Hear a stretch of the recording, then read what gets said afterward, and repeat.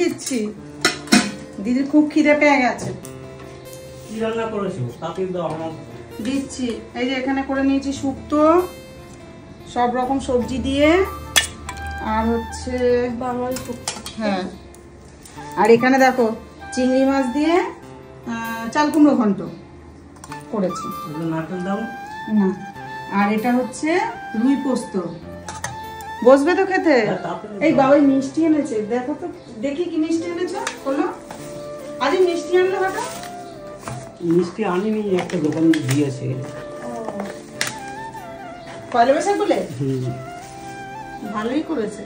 আর এখানে এই যে প্রতিদিনের মতো ফল কেটে রেখেছি, ফলটা একটু দেখিয়ে দাও। হবে